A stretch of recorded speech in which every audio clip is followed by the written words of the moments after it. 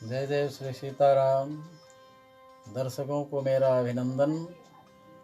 मैं आपके समक्ष ज्योतिष में चंद्रमा का क्या महत्व है इसकी जानकारी दे रहा हूँ। चंद्रमा मन का अधिष्ठाता है। वैदिक ज्योतिष में चंद्रमा को मन का कारक बताया गया है। यह अपनी स्थिति के अनुसार जातक के मानस मन को परिवर्तन करता है। चंद्रमा उर्वरता, फर्टिलिटी, मातृत्व, मदरहुड, बुद्धिमत्ता, स्वभाव तथा प्रजनन संबंधी रोगों का प्रतीक माना जाता है। चंद्रमा मनसो जातः ऐसा कहा गया है। ऐसा माना जाता है कि यदि जातक का मन नियंत्रण में है तो कार्य आसानी से होता है, कार्य करने में कोई समस्या नहीं आती है। और यदि मन अनियंत्रित हो तो कार्य करने में कई प्रकार की बाधाएं, समस्याएं आती हैं।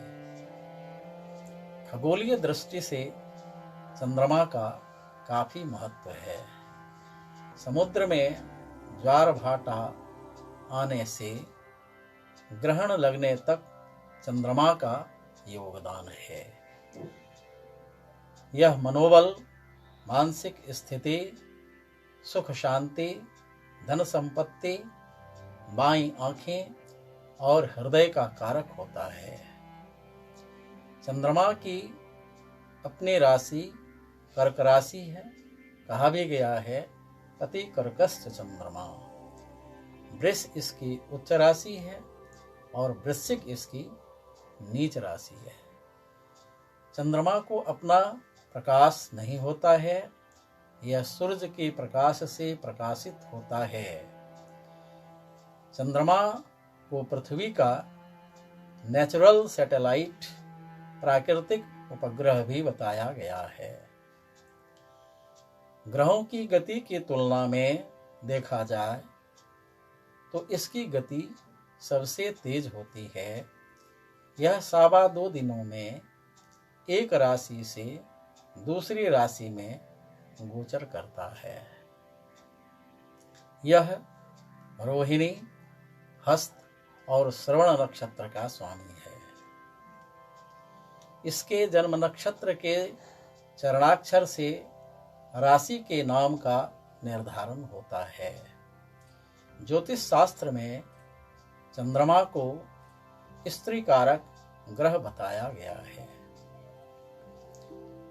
चंद्रमा की स्थिति कुंडली में क्या है, इसके संदर्भ में भी हमें जानकारी प्राप्त करनी चाहिए।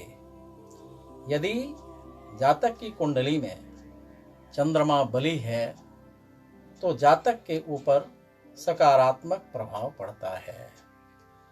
जातक की मानसिक स्थिति मजबूत रहती है। सुदृढ़ विचार और निर्णय जो जातक लेता है वह सटीक लेता है, उसमें कहीं कोई संदेह नहीं रहता है। माता के साथ जातक का संबंध बहुत अच्छा रहता है। परिवार में सुख शांति रहती है। जातक का संबंध परिवार के सदस्यों के साथ अच्छा रहता है।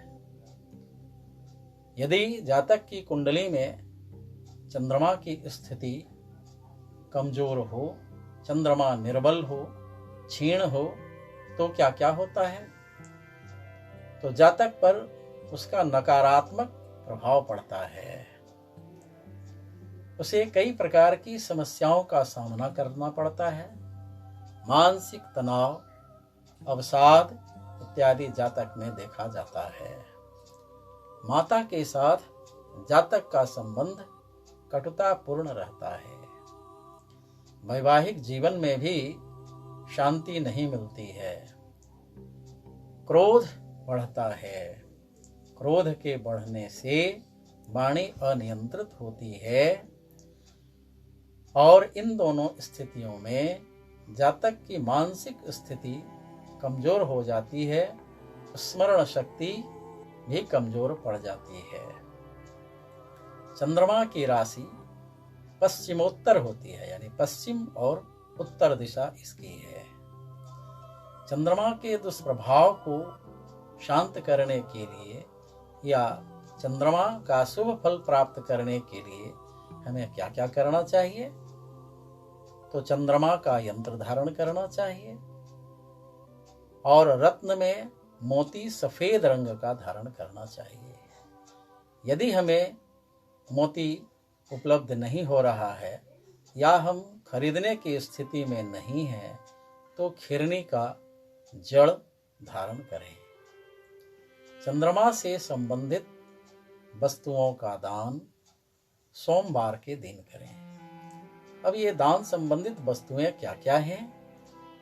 तो वंश पात्र, मांस का डलिया, सफेद चावल, सफेद फूल, सफेद मोती, दही, घी, चांदी, चीनी, ये सभी वस्तुएं हैं और इसके ऊपर वर्ण दक्षिणा रखना चाहिए और सोमवार के दिन हमें इसे दान करना चाहिए। रात्रि में दान करके सुबह ब्राह्मण को दान दे दें। ऐसा करने से चंद्रमा की स्थिति अच्छी बनती है। शिवालय में सोमवार के दिन जाकर शिव सहस्त्र नाम का पाठ करें और महामृत्युंजय मंत्र का जप करें। इससे भी चंद्रमा की स्थिति सुदृढ़ होती है। पुनः नए विषय के साथ मैं आपकी सेवा में उपस्थित होऊंगा। वीडियो देखने के लिए धन्यवाद। जय श्री सीता।